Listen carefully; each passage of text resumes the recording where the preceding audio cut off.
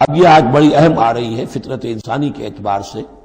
ظاہر بات ہے کہ چونکہ یہاں خاص طور پر میں نے عرض کیا تھا کہ یہود کی طرف ایک جو ہے وہ ایک روح سخن موجود ہے اہل کتاب کی طرف، اور اس واقعے کے اندر تو خاص طور پر جن لوگوں کے اندر کہ یہ دنیا کی محبت زیادہ شدید ہوتی ہے، تو اس کا ایک اثر بتا رہے ہیں کہ یہ واقعتاً اللہ نے فطرت انسانی میں رکھی ہے، اس لیے کہ یہ دنیا جو ہے اسے اللہ نے چلانا ہے، اس کی رونقیں رکھنی ہے جب تک اس کی مرضی ہے، قیامت تک تو اسے آباد رکھنا ہے۔ اولاد پیدا ہوگی تو دنیا قائم رہے گی، نسل چلے گی، مرد اور عورت کی ایک دوسرے کے ساتھ کشش ہوگی تو اولاد پیدا ہوگی، اور یہ تمام چیزیں جو ہیں دولت کی کوئی طلب ہوگی تو آدمی محنت کرے گا، مشقت کرے گا، کمائے گا، تو اس لیے یہ چیزیں فطرت انسانی میں ہیں، یہ بیسک اینیمل انسٹنکٹس ہیں۔ بس ضرورت اس بات کی ہوتی ہے کہ انسٹنکٹس کو دبا کر رکھا جائے، اللہ کی محبت، اللہ کی شریعت کو اس سے بالا تر رکھا جائے، بس یہ نہیں ہے کہ ان کو ختم کر دیا جائے۔ سیلف اینیہیلیشن اسلام میں نہیں ہے، یہ رہبانیت ہے کہ اپنے نفس کو کچل دو، ختم کر دو، نہیں، سیلف کنٹرول، اپنے آپ کو کنٹرول میں رکھو۔ یہ منہ زور گھوڑا ہے نفس انسانی کا، لیکن جتنا طاقتور گھوڑا ہوگا اتنا ہی آپ کے لیے تیز دوڑنا جو ہے وہ آسان ہوگا، لیکن جتنا منہ زور اور طاقتور گھوڑا ہے اتنا ہی اسے قابو میں رکھنے کی ضرورت بھی ہے، ورنہ اگر اس کے رحم و کرم پر سوار آ گیا تو جہاں چاہے گا پٹخنی دے دے گا۔ تو اس اعتبار سے سیلف کنٹرول ہو، گھوڑا پورا قابو میں ہو۔ البتہ یہ ہے کہ سیلف کو، اپنے نفس کو، اس کو کچل ڈالنا، سیلف اینیہیلیشن، یہ اسلام میں نہیں۔ زین للناس حب الشہوات من النساء، مزین کر دی گئی ہے لوگوں کے لیے ایک تو محبت جو ہے، شہوت کی محبت خواتین کے بارے میں۔ اب دیکھیے یہاں بھی قرآن مجید گویا کہ ایک طرح سے تائید کر رہا ہے فرائڈ کی۔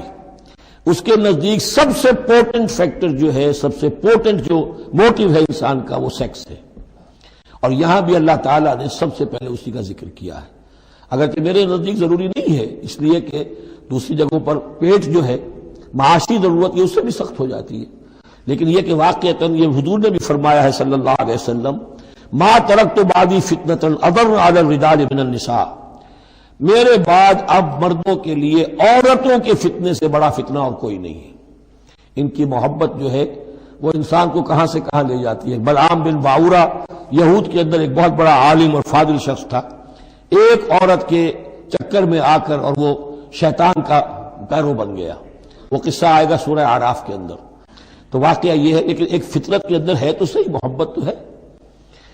زین للناس حب الشہوات من النساء والبنین، اور بیٹے انسان کو بہت پسند ہے، بیٹے ہوں، اس کا نام چلتا رہے، بڑھاپے کا سہارا بنے۔ والقناطیر المقنطرۃ من الذهب والفضہ، اور یہ کہ خزانے ہوں جمع کیے ہوئے سونے کے اور چاندی کے۔ والخیل المسومۃ، اور گھوڑے ہوں، بڑے نسل والے گھوڑے جو ہیں جن پر کے نشان لگے ہوئے ہوتے ہیں، پیڈگری ہوتی ہے ان کی۔ والانعام، اور مویشی ہوں، مال جو ہے پنجاب میں اور سرائکی کے علاقے میں مال کہتے ہی جانوروں کو ہیں، ان حیوانات کو ہیں مال مویشی۔ والانعام والحرث، اور کھیتی۔ ذالک متاع الحیات الدنیا، بس جو نقطہ اعتدال ہے وہ یہ ہے کہ جان لو یہ ساری چیزیں اس دنیا کی زندگی کا ساز و سامان ہے، اس زندگی کے لیے ضروریات کی حد تک ان سے فائدہ اٹھانا، اس میں کوئی بری بات نہیں، لیکن واللہ عندہ حسن المآب، لیکن اللہ کے پاس ہے اچھا لوٹنا۔ وہ جو ہے جو اللہ کے پاس ہے اس کے مقابلے میں یہ کچھ بھی نہیں۔ اگر یہ ایمان بالآخرہ ہے تو پھر تو انسان ان تمام چیزوں کو، اپنے تمام جذبات و میلانات کو ایک حد کے اندر رکھے گا، اس سے آگے نہیں آنے دے گا۔ لیکن اگر ان میں سے کوئی ایک شے بھی اتنی زوردار ہو گئی اس کی محبت کہ آپ کے دل کے اوپر اس کا قبضہ ہو گیا تو بس آپ گئے، اب وہی ند ہے، وہی اب آپ کا معبود ہے، چاہے وہ دولت ہو، چاہے وہ کوئی اور شے ہو، وہ اب آپ کا معبود بن جائے گی۔ قل انبئکم بخیر من ذالکم، ان سے کہیے کہ کیا میں تمہیں بتاؤں کہ ان تمام چیزوں سے بہتر شے کون سی ہے؟ للذین اتقوا عند ربہم جنات تجری من تحتہا الانہار خالدین فیہا، وہ لوگ کہ جو اپنے رب کا تقوی اختیار کرتے رہے۔ تقوی یہی ہے کہ اپنے نفس کا بھی حق ہے دو، ان لنفسک علیک حقا، لیکن ناجائز راستے سے نہیں۔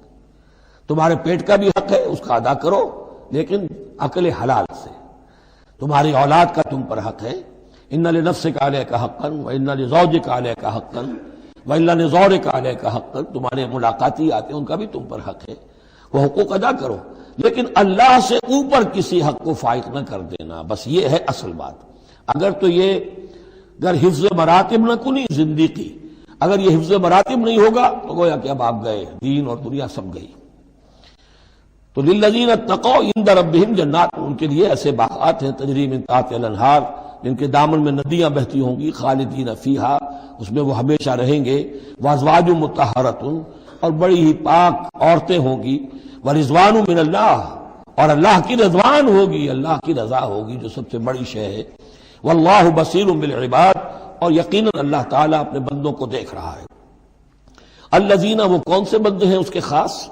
الذین یقولون ربنا اننا آمنا، جو یہ کہتے رہتے ہیں پروردگار ہم ایمان لے آئے، فاغفر لنا، بس ہمیں بخش دے، ذنوبنا، ہمارے گناہ، وقنا عذاب النار، اور ہمیں آگ کے عذاب سے بچائیو۔ اب ان کی بدح میں الفاظ استعمال ہو رہے ہیں، یہ کون لوگ ہیں جو یہ دعا کرتے ہیں، ان کے یہ اوصاف ہیں، اور اس میں گویا کہ تلقین ہے، اگر اللہ سے یہ دعا کرنا چاہتے ہو کہ اللہ تمہیں تمہارے گناہ بخش دے اور تمہیں جہنم کے عذاب سے بچائے، تو یہ اوصاف اپنے اندر پیدا کرو۔ الصابرین والصادقین والقانتین والمنفقین والمستغفرین بالاسحار، صبر کرنے والے اور راست باز۔ راست بازی میں راست گوئی بھی ہے، راست کردار بھی ہے، عمل بھی آپ کا صحیح صحت پر ہو، درستی پر ہو، اور قول بھی صحیح اور درست ہو۔ والقانتین، فرما بردار، والمنفقین، اللہ کی راہ میں خرچ کرنے والے، والمستغفرین بالاسحار، اور جو جس کو آپ کہتے ہیں small hours of the morning, وہ جو سحر کا وقت ہے، سحری کا وقت ہے، اس میں استغفار کرنے والے۔ ایک تو نمازیں ہیں جو 5 نمازیں ہیں، لیکن خاص وہ وقت جو ہے اس میں جب کہ فرمایا گیا ہے کہ رات کے آخری حصے میں اللہ تعالیٰ نزول فرماتا ہے سمائے دنیا تک، اور پھر ایک ندا ہوتی ہے، حل من مستغفر فاغفر لہ، حل من سائل فاعطیہ، ہے کوئی استغفار کرنے والا کہ میں اسے معاف کر دوں، ہے کوئی کچھ مانگنے والا کہ میں اسے عطا کر دوں۔